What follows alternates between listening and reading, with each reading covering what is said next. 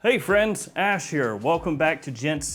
Today I'm taking a look at the newest release in the super successful Acqua di Gio line of fragrances, none other than this one right here, Acqua di Gio Parfum, which is essentially the replacement fragrance in a way to this one, Acqua di Gio Profumo. It looks like a father and his son. Spitting image, even though you're technically the older one. So yeah, Acqua di Gio Parfum, this kind of falls in line with what just about every fragrance company seems to be doing right now, which is having an eau de toilette version of a fragrance, then an eau de parfum version of that fragrance, and then a parfum version of that fragrance.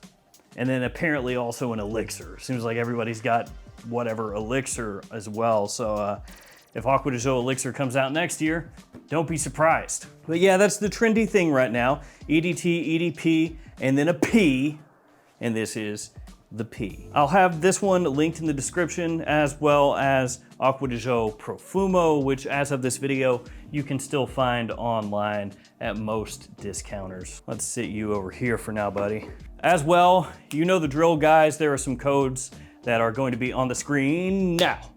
And you can use these codes to save yourself some money at any of those websites. So depending on where you're shopping, between 10 and 20% off. And shameless self-promotion, my fragrances that I creatively directed, Blue Ridge, a blue fragrance made for compliments, Terra Nova, a versatile, classy fragrance, very masculine, and Jet Black Enigma, more of a spicy, sexy fragrance for fall and winter, or the evening. Those are for sale at every Perfumania and fragrance outlet store in the United States, so if you have one nearby, stop in, check them out.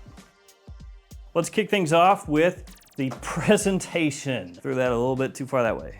So here we've got the box. You can tell they've really simplified the look of these Acqua di Gio boxes. So on the front there, name of the fragrance, name of the house, the size, and the concentration. Really, it looks like a tester box, doesn't it? On top of the box, you have the Giorgio Armani logo. On one side, you have some graphics letting you know that this is a refillable bottle, which so many are nowadays.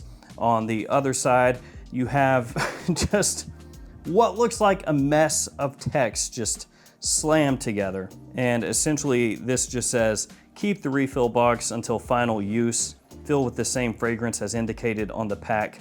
Filling must be done by an adult. Do not rinse the bottle with water. On the back, you have your ingredients and your barcode, and on the bottom, you have your batch code. Mine is 38X202V. And here we have the bottle, and I do like the look of this. So it's kind of a matte finish up top and a gradient that goes to clear at the bottom. You have the concentration down there at the bottom, Parfum, Giorgio Armani logo on top of the cap.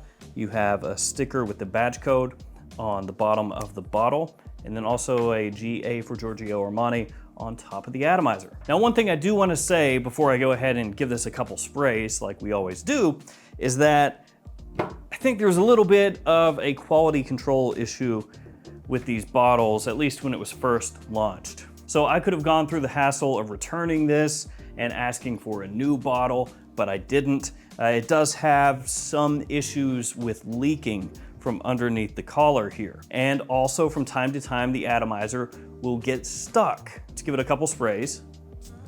So right now, working fine. But sometimes you'll go to press the atomizer down and it just won't move, and you have to forcefully almost slam it down to get it working again. And then if you like adjust it a little bit, like this, to kind of get the spray coming at a different angle, it'll get stuck again. And I've been wearing this the past couple days, obviously just sprayed it now, but I don't know if you can make that out on camera, but it does start to get just a little leakage going on there. And unless you're really careful with the bottle, it will start leaking all over the place.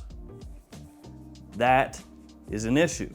And it is not just me. Talking to other people, reading a little bit, apparently Acqua di Gio Parfum, at least this initial batch of bottles, because I bought it when it first came out in the US, it's got a little problem with some drippage, a little leakage going on there. Now, I could be completely wrong here, but part of me wonders if these issues cropping up with new releases having leaks around the collars isn't because of the refillable aspects, where these are being made to be refilled, if that's maybe not causing some issues here. It could be completely unrelated, but I have noticed more fragrances coming out here recently that have issues with leakage. Enough of all that, who cares, I guess. At the end of the day, if you get a leaky bottle, you can just send it off and get a new one, and hopefully that one is good to go. The important thing here is the fragrance. Is it good? Is it worth getting? Well, if you've watched this channel for any length of time, you know that I'm a fan of Acqua di Gio. The original Acqua di Gio Eau de Toilette, that was my signature scent for a long time. One of my most complimented fragrances ever, and of course the best-selling men's fragrance of all time. So not exactly something that you wear when you're wanting to smell unique, but still smells great. Acqua di Gio Profundo, absolutely love that fragrance. Even though this one, Acqua di Gio Profumo, was the one that in the fragrance community got the most love, I trended a little bit more toward Profundo. I leaned more toward Profundo. That was more my style. So as I said, Parfum essentially is a replacement for Profumo. You can tell just by looking at the note breakdowns, they're essentially identical. You've got a very similar look as far as the bottles go, going with this nice black color scheme on both bottles. So is Parfum essentially just rebottled Profumo? No, it is similar to Profumo, very similar, but not the exact same. So what are the differences? Well, Parfum is a little bit fresher for me. Not that Profumo is not fresh, it's an Acqua di Gio. Even if it's in a darker bottle and has an incense note in there, it still is, at the end of the day, a nice fresh scent.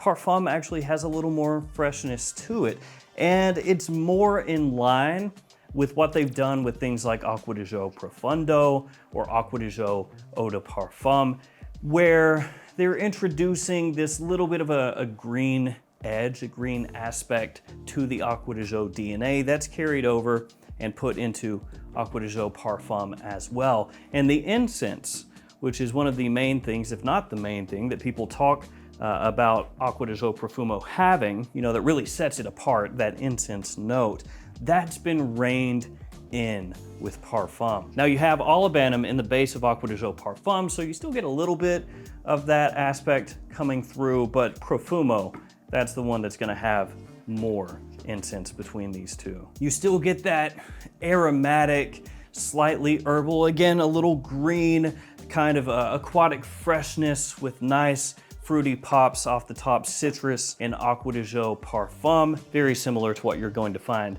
in Profumo. Again, I would say if you just really simplify it, dumb it down if you want to call it that, Parfum is basically taking the idea of Profumo, modernizing it a little bit more, bringing it in line with what they're doing with the Acqua di Gio lineup right now, giving it more of an emphasis on that little touch of aromatic greens that it has, reining in a bit that incense, and I would say possibly making it a little bit easier to wear for younger guys. Not that Profumo was difficult to wear for younger guys, but for some people, they found Profumo to be a little bit more, I don't know that mature is the right word, but a little bit more grown because of that incense especially. And with that being brought down a bit and then giving it that modern Acqua di Gio twist to Parfum, it does give it a little more wearability to somebody that's younger, but it still maintains that wearability for somebody middle-aged or older. I mean, at the end of the day, that's what Acqua di Gio, for the most part, is made for, just to be worn by as many people as humanly possible. And this is probably not a surprise, considering that I said Profundo is pretty much my go-to Acqua di Gio, or has been, and that Parfum here is like taking some ideas a little bit from Profundo, from Eau de Parfum, and also from Essenza, along with this one. Can kind of draw a line all together with those leading up to this. This is no shot on Profumo, absolutely killer release.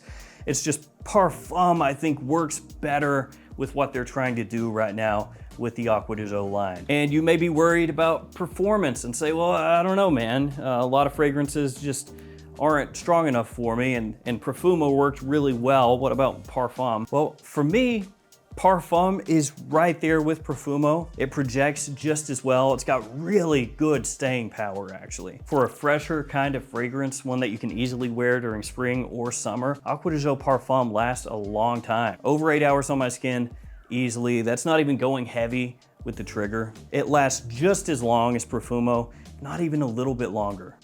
And in terms of seasonality, this one's gonna be more spring, summer, fall, day, or nighttime. It's got that freshness of Acqua di Gio, which you would expect, so you can easily pull it off during the day, but then it has, like its predecessor, Acqua di Gio Profumo, enough of that kind of sex appeal to it that it would work really well as an evening scent, like on a date or potentially even more dressy occasions. So what this boils down to is basically, do you like Acqua di Gio in its many facets? And if you do, you will very likely enjoy this one. I do think it's a worthy successor to Profumo. Again, it doesn't change things up a huge amount, but what it does, I like more. It's got good performance, great versatility, big compliment factor, like every Acqua di Gio pretty much, so it's not really late-breaking news. It is, though, a new Acqua di Gio, so in terms of like big discounts or anything, those are probably gonna pop up.